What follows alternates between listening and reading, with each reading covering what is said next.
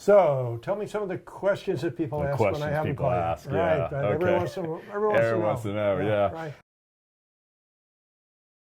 I think the number one question I get is why I can't stop it. Why can't I get rid of it? But really, that's a question I ask myself all the time before I got through recovery. It's like, why can't I stop it? And I mean, I think there's a lot of answers to that question. Right. I think the number one way I explain it to them is that you can't stop because, again, it goes back to you can't get enough of what doesn't satisfy you. You're trying to chase something that will never fulfill you.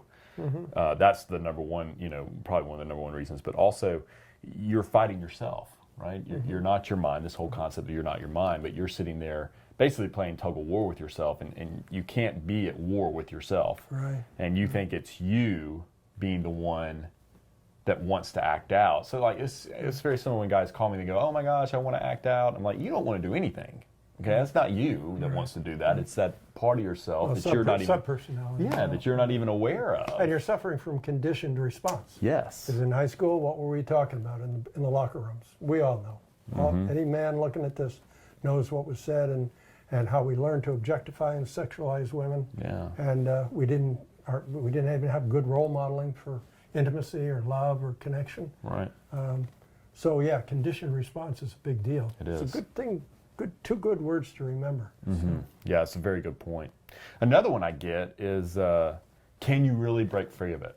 Mm-hmm. And I understand that question, right? Because before you and me were free of it, we tried how many times to get over it? And you get to a point where two marriages for me. Yeah, 20 years, I think. I mean, and I remember telling you, I was like, "You're my last stop on the train, man. If you don't work, I'm just going to go. This is who I am."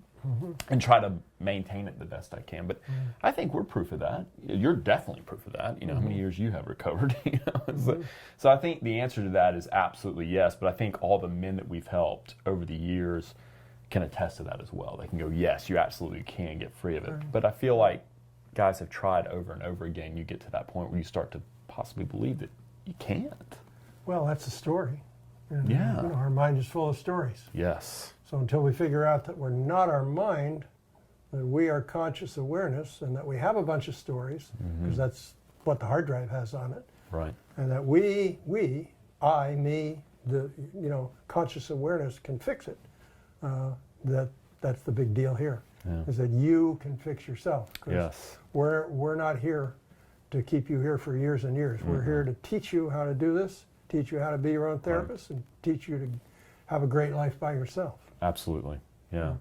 The last one that comes to mind is how long does it take? Right? How long does it take? I was with you for a year. I remember at 9 months you said, "Look, man, you're good. We don't have to do sessions anymore." I requested another 3 months of full, and then we started winding down after that.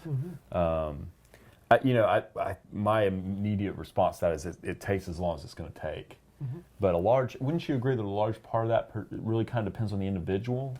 Depends on the individual and what we really do. You were a different case than most people that come in here because I kind of knew that you wanted to do this work. By the end of the work, you were asking me about the possibility of coming here. But in general, when people come here, we work with them for at least 4 or 5 months, going through the book, really, really having them get the book. Yes. Doing homework, making sure that they get it, just really important. And then if they start doing real well and back out of the sex addiction, then we go to every 2 weeks, and we go to once a month. Yep. And the smart guys call us every 3 months. It's like an insurance policy. Insurance policy. So you call every 3 months, even if you just check in, it's money well spent. Because what my numbers say is that it takes at least 3 months for any kind of addiction to start to remanufacture itself. Right. Euphoric recall. Right. Yeah, euphoric recall is a big one. Yeah. Those are. I mean, I would say those are kind of the main questions. If you have other questions or things, I would encourage you to go to the blog.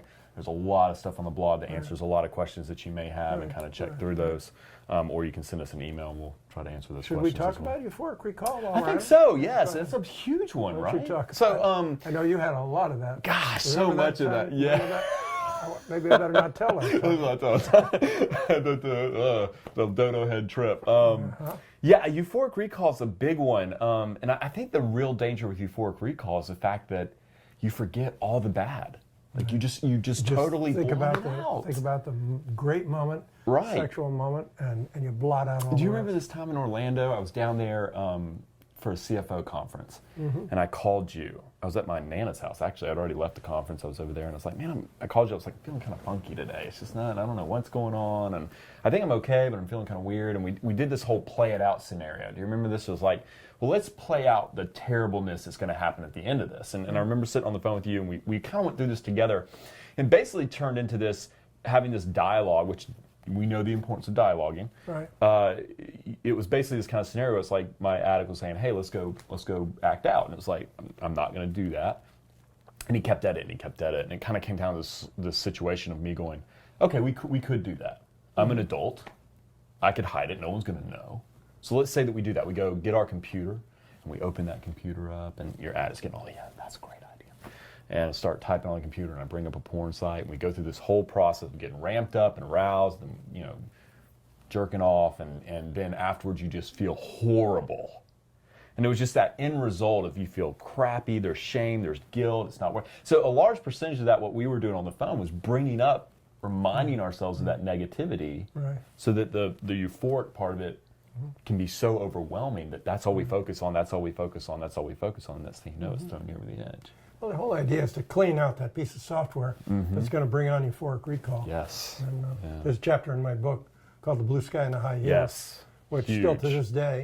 this day, I'll get some crazy smell of perfume or the hearing high heels, and I'll have a moment where I can feel Like a startle. startle response, and I could go one way or the other, but I'm pretty far along, so I'm not going to go the other way. And most of the time I put my hand on my heart and have a laugh and say, what else do you want to do besides that? Right. Make sense? Yeah, and I think that's really great. That's such a solid point that it's a piece of software, and again, that goes into rewiring your brain, Right. renewing your mind, rewiring Okay. your brain.